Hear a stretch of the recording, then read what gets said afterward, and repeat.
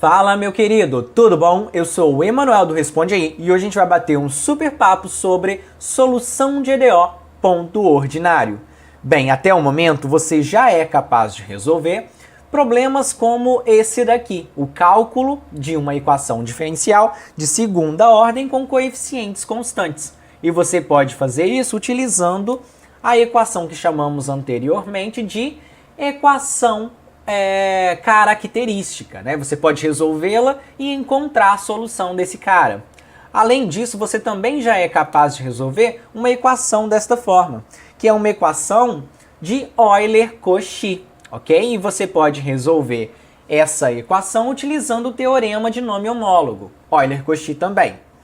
Porém, com essas técnicas já aprendidas em cálculos passados, você ainda não é capaz de resolver uma equação diferencial com essa cara aqui. Repare que ela não é a equação de Euler-Cauchy, afinal de contas ela tem esse 1 aqui que multiplica também o y duas linhas.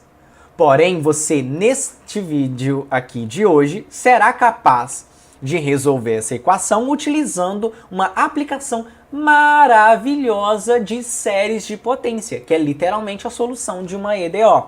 Agora, vale lembrar que não é porque a série de potência resolve essa EDO aqui que ela não resolve as outras EDO não, tá? Inclusive ela resolve sim, e é muito útil também em alguns casos, beleza? Porém, ele é mais comum nesses casos mais complexos. Agora, o que vem a ser a solução geral utilizando séries de potência? Bem, no geral podemos falar que uma equação diferencial de segunda ordem, né, que a gente vai trabalhar utilizando séries de potência, tem essa cara, onde P, Q e R e F são funções de x, e quando f de x for uma função que tem representação em série de potência, a gente pode falar que a solução de uma EDO nada mais é do que essa equação maravilhosa aqui, ok? É a igualdade da função, que nós queremos a solução, com uma série de potência. E o nosso problema final será encontrar literalmente quem são a índice n e o x0 e matar o problema após encontrar esses dois caras, beleza? Bem, o x0 é literalmente o nosso ponto ordinário. O que vem a ser um ponto ordinário de uma EDO? Bem, ele é um ponto cuja característica central é que ele não pode zerar p de x, ok? Por isso que a gente fala que p de x0, p do ponto ordinário, tem que ser diferente de zero. Qualquer ponto que tenha essa característica, então, é classificado como ponto ordinário. Por exemplo, qual é o ponto ordinário que a gente pode utilizar nessa EDO aqui? Bem, se a gente aplicar essa condição aqui, né, que o ponto ordinário não pode zerar esse cara, então a gente vai ver que o ponto ordinário nosso aqui pode ser qualquer um que não seja o próprio 1, ok? Porque se ele for 1, ele vai zerar esse termo aqui. Beleza? Normalmente nós costumamos utilizar o ponto ordinário como sendo o x0 igual a zero, ok? É só um uso geral de ponto ordinário, mas se o seu professor te pedir um ponto específico, ele vai escrever isso na sua prova, tá? Então não se preocupe muito com isso. Outro exemplo é esse daqui, ó. Repare que nessa equação diferencial aqui, a gente sempre tem o termo na frente de y duas linhas, o constante 1, certo? A constante 1. Como 1 é sempre diferente de zero, então qualquer ponto que a gente quiser aqui é considerado ponto ordinário dessa EDO. Normalmente, como eu disse, nós utilizamos x0 igual a zero. Agora, para encontrar os termos a índice n daquele somatório, do somatório solução, a gente vai utilizar aqui um exemplo, onde a gente vai encontrar a solução dessa EDO de segunda ordem em torno do ponto ordinário zero, ok? Como vimos, a solução geral é sempre essa daqui, certo? Onde x0, no caso, aqui vale zero, por isso a gente pode substituir, onde a gente vai encontrar que a solução geral é essa série de potência. Para encontrar esse índice n aqui, a gente vai ter que pegar essa solução geral e substituir na EDO. Agora, repare que para fazer essa substituição, nós necessitamos de calcular as derivadas desse somatório. Como que nós derivamos um somatório? Vamos ver aqui nesse próximo slide.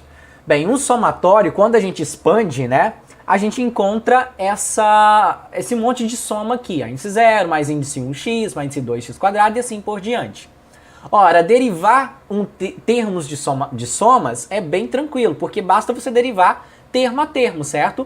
Então, quando a gente deriva termo a termo aqui em relação a x, a gente obtém essa outra soma aqui. Repare que o índice 0 é constante, então a derivada disso é 0.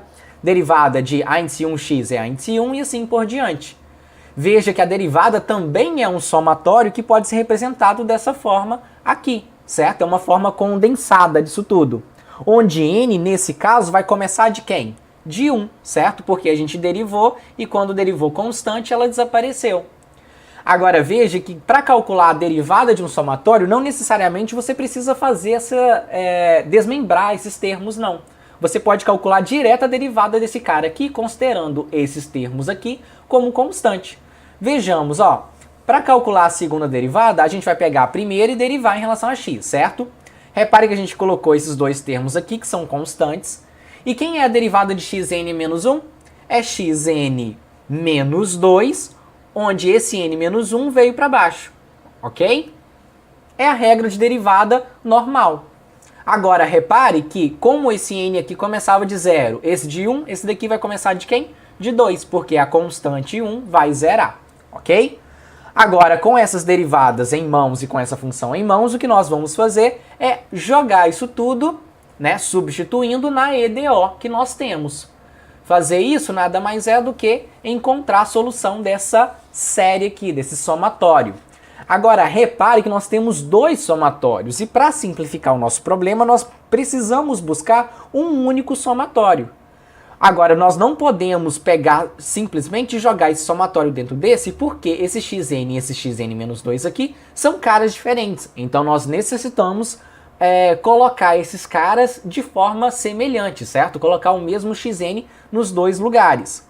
Para fazer isso, nós vamos utilizar um bizu que nada mais é do que mudança de variável. Nós vamos chamar esse n-2 aqui de uma variável qualquer, que no caso eu estou chamando de m.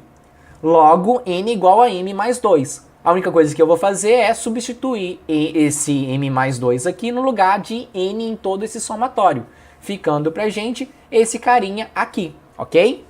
Agora, repare que a gente já conseguiu x elevado a n, m e x elevado a n. Só que m é apenas um nome, é o nome de um índice. Então a gente pode trocar novamente por n, ficando assim com esse somatório daqui, ok?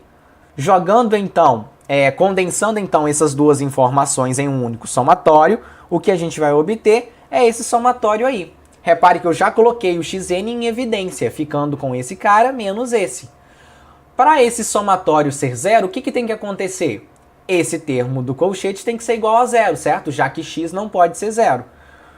Quando a gente pega esse a índice n-2 aqui e isola em relação a n, jogando esses dois caras para o outro lado multiplicando, nós encontramos a equação que nós chamamos de relação de recorrência. Grave esse nome, pois ele é muito importante. Ele é sempre a relação entre o termo futuro com o termo geral da minha EDO, ok? É esse carinha aqui. Essa é a minha relação de recorrência.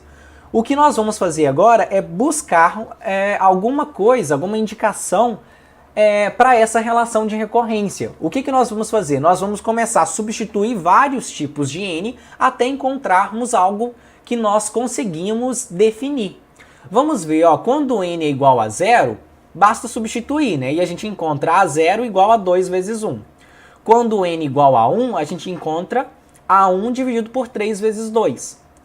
Quando n é igual a 2, a gente encontra a2 dividido por 4 vezes 3. E a2 nada mais é do que a0 dividido por 2 vezes 1. Então, o n2 fica esse termo aqui. O n3 a gente pode simplesmente substituir, certo? Ficando a3 dividido por 5 vezes 4, só que a3 é a índice 1 dividido por 3 vezes 2. Então, substituindo, a gente ganha esse cara. Percebeu o que está acontecendo? Para todo n par, o que acontece é a gente pegar o a índice 0 e dividir pelo número fatorial, certo? Fatorial de quem? Fatorial desse cara mais 2. certo? Então, o que a gente vai colocar aqui para n4 é o A índice 0 dividido por 6 fatorial.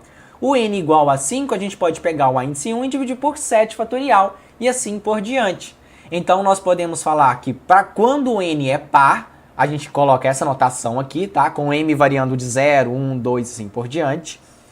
A gente tem essa relação aqui, ó. A índice 2m é igual a índice 0 dividido por 2m fatorial. Se você quiser, você pode dar uma conferida rápida. Olha só, ó. Quando m é 0, então n é 0. A gente está falando desse caso. Então, A índice 0 nada mais é do que o A índice 0 dividido por 0 fatorial, que nada mais é do que o próprio A índice 0. Quando m é igual a 1, então aí sim a gente está falando desse caso, tá? Perdão.